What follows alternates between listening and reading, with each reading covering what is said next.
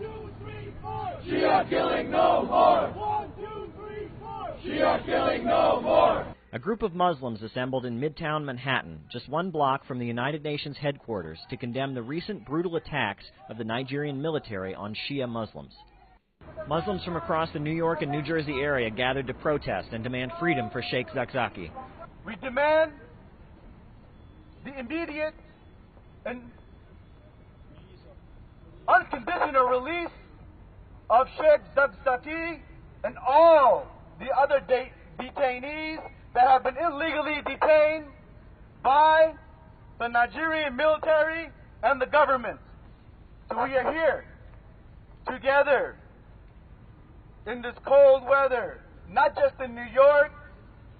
We're here in D.C., in Atlanta, in Houston, in London, in Pakistan, all parts of the world for the freedom of Sheikh Zakzaki. Speaking to Press TV, Sheikh Syed Alea, who had traveled all the way from Seattle to attend the protest, said the Islamic movement in Nigeria is vitally important for the entire African continent. Sheikh Zakzaki is one of the greatest leaders in Africa, and in the contemporary times we don't find anyone similar to him in the entire continent. The work he has done is beyond just the Shia community. He is a source of inspiration for the Sunni brothers there and even the Christian community, and not just in Nigeria but in the countries which are close to Nigeria. He has tremendous influence on that region, and because of that great social and humanitarian and Islamic services that he has done, this is one of the reasons why the enemies of Islam didn't like that and he was targeted. Protesters said that Zakzaki was targeted because he has bravely exposed the links between the Nigerian government and the Boko Haram terrorists. He is the only person who has been able to reveal who Boko Haram is and how they are affiliated with the Nigerian government. So when Nigerian army should be fighting Boko Haram, instead they attack a peaceful march where thousands, some say as much as 5,000 people have been killed. And there have been reports to hide the fact of how many people the Nigerian military has killed. They have been digging mass graves to hide the fact. The gathering of Muslims and peace activists delivered an official petition to the Nigerian mission, demanding that they comply with international law and release all who were abducted after the December 12th massacre in Zaria. Caleb Maupin, Press TV, New York.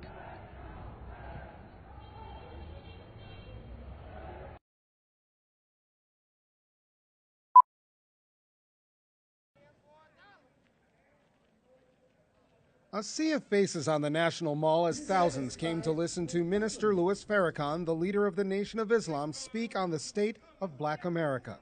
At his assembly entitled the Million Man March 20th Anniversary, Justice or Else, he addressed the crowd in his usual stentorian style. It is nurtured by water and that magnificent sun.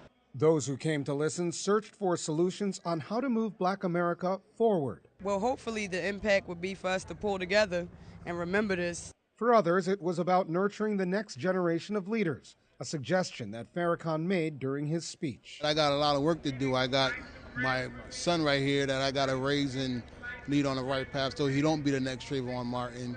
And maybe, he could be that scientist or doctor that we in our community need.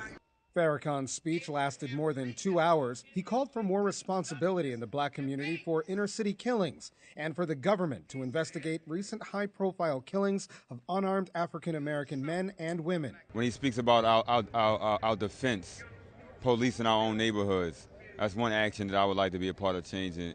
Deaths of unarmed Black males such as Eric Garner, Michael Brown, Walter Scott, and Freddie Gray at the hands of law enforcement officers and others including Sandra Bland and Trayvon Martin have inspired protests under the Black Lives Matter moniker around the country. People have gathered here on the National Mall from around the country and all over the world, listening to Minister Farrakhan speak about themes that include the end to police brutality and equal access to health care and education. But another underlying theme that most people have agreed upon here is the need for respect towards each other, a sentiment that was well received by these students from Tehran. One man was written T-shirt, peace with Iran. A message of unity amid challenging times. Colin Campbell, Press TV, Washington.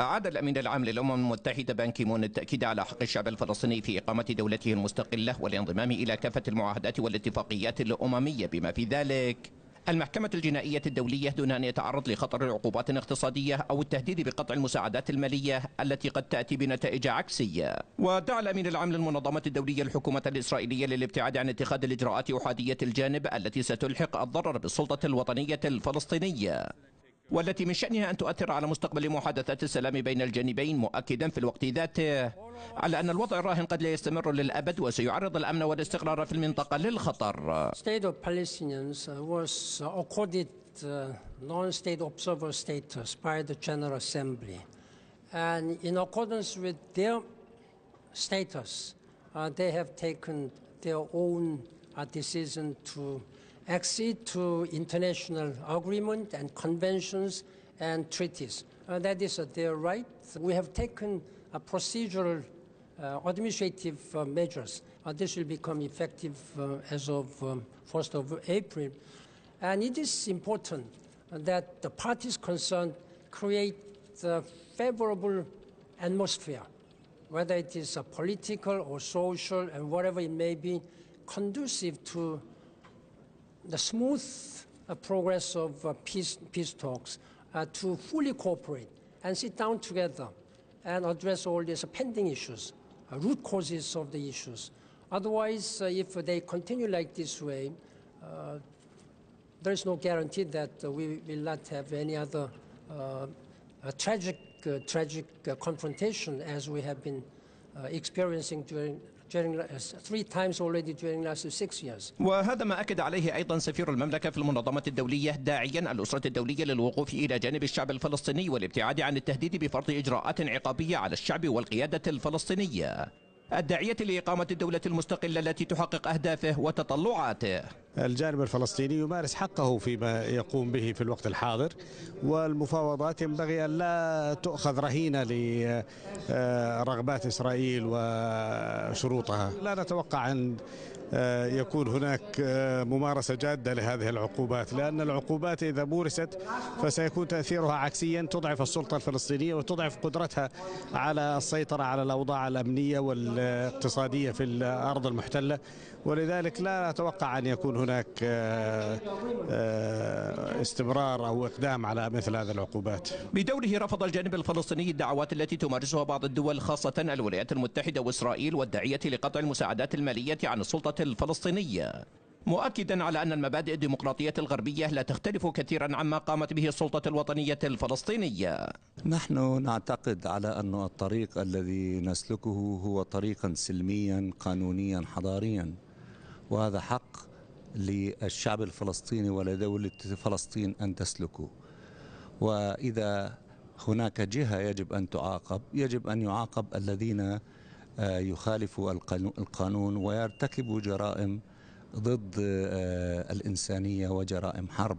ولذلك فنحن نستغرب مثل هذه التصرفات التي هي غير منسجمة مع المواقف التي يرتكز عليها الفكر الديمقراطي الغربي الذي يعلي شأن القانون ويطالب العالم أن يلتجئ إلى المحاكم عند فض المشاكل التي هي من اختصاصات المحاكم، لا أن تعاقب الناس على سلوك مثل هذا الطريق. وآمل أن لا تلقى مثل هذه الدعوات سواء في الكونغرس أو في الإدارة الأمريكية بشأن عام أي نظرة جدية، لأنه يجب أن لا يعاقب الناس عندما يسلكوا طريق القانون بطرق سلمية وحضارية وقانونية. وبالإضافة إلى القضية الفلسطينية فقد كرر الأمين العام للمنظمة الدولية إدانته للعمليات الإرهابية التي طالت الصحيفة الفرنسية والاعتداءات الوحشية التي تقوم بها جماعة بوكو حرام،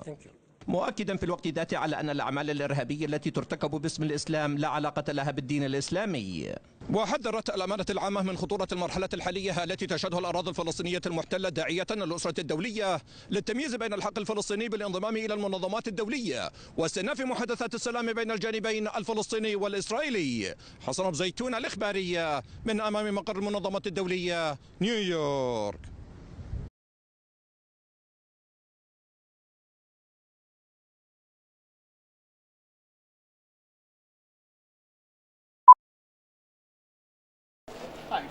And you'll have your thing. Capitol Hill police scrambled to disband a group of protesters before they settled into Senator Dianne Feinstein's office in Washington and then eventually assembled outside. Activists say they want to expose the hypocrisy of the U.S. Senator Feinstein, who lashed out against the Central Intelligence Agency for gathering intel on the Senate Intelligence Committee. We're asking her to realize that she should complain about NSA spying, not just the CIA spying. Senator Feinstein, who is also the head of the Intelligence Committee, has condemned the CIA for what she says is a breach of privacy and security over sensitive information it retrieved from inside the Senate. Her office claims the CIA grabbed information from Senate computers, like government whistleblower Edward Snowden did with the NSA the summer of 2013. Dianne Feinstein, who's been a cheerleader for years now for the NSA spying. When Edward Snowden came out and exposed the extent of the spying, she called him a traitor. She said he did great danger to this country. And now it looks like it might have been a whistleblower that revealed information to Dianne Feinstein's own staff. Feinstein is launching an investigation. Protesters believe she should be doing the same for the National Security Agency, which has admitted to collecting information on millions of individuals domestically and internationally. We think that she should be consistent about being against illegal spying, whether it's the CIA spying on her committee or the NSA spying on millions of Americans. Over a period of years, investigators scoured through more than 6 million classified records provided by the CIA. The indices used a search tool that agency technicians installed. U.S. Senator Feinstein says she will complain about the CIA's activities to the Federal Bureau of Investigation, the FBI.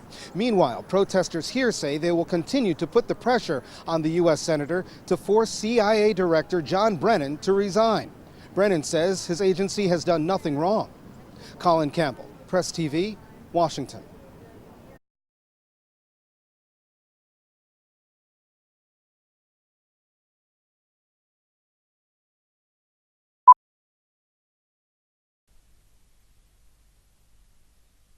Dr. Lean Al-Blayhead worked for 3 years as a physician in King Faisal Specialty Hospital in Riyadh. Then she decided her calling was in fast-paced emergency medicine and in improving the outcomes of patients who go through such services.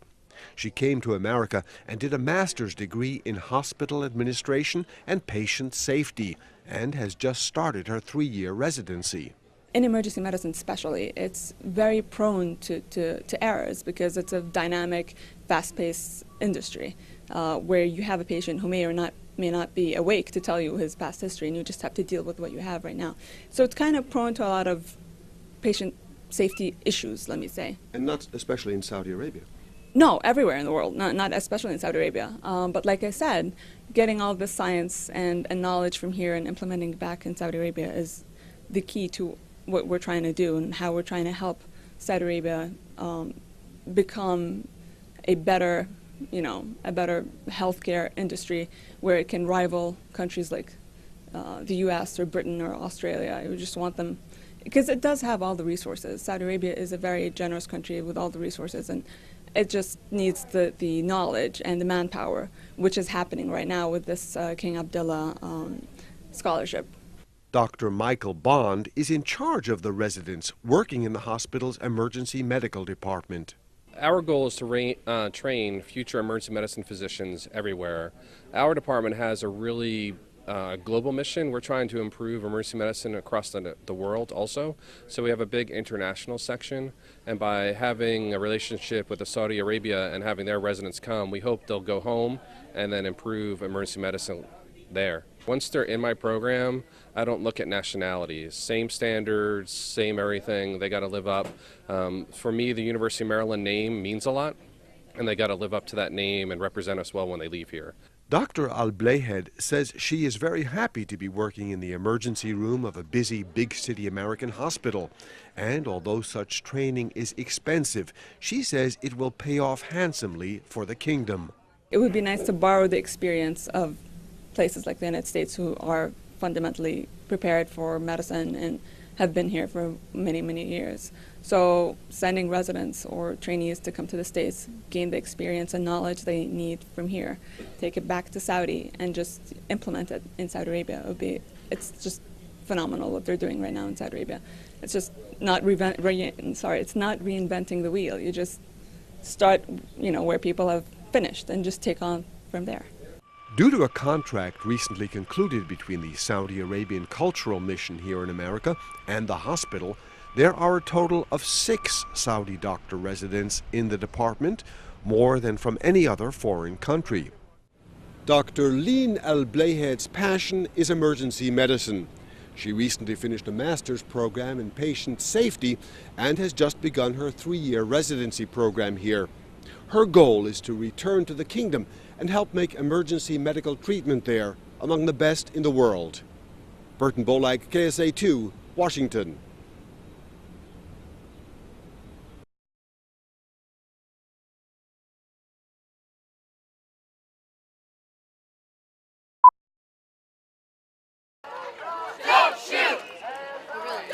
Protesters in Ferguson, Missouri are concluding their so-called Moral Monday demonstration. Hundreds participated in acts of civil disobedience in protest of police officers' treatment of minorities in the community. We have got to stop that, not just for black folks, but for everybody's goodwill. Moral Monday concludes the latest chapter of protests in the town as part of Ferguson October. Citizens and community leaders have been gripped by recent police shootings that have left young black men dead. The latest happened after police officials say 18-year-old Vondrit Myers Jr. initiated a shooting by firing 3 shots at an off-duty officer with a stolen 9mm pistol. Witnesses say Myers was unarmed.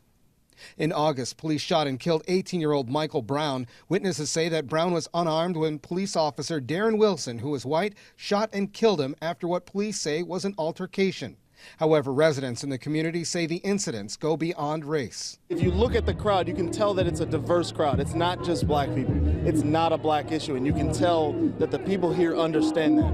And it's definitely sending the best message, I believe, to not only the people who will see this, but then also the people that are here today. As the groups marched, they were often met by officers in riot gear, but officials say they weren't there to harm demonstrators.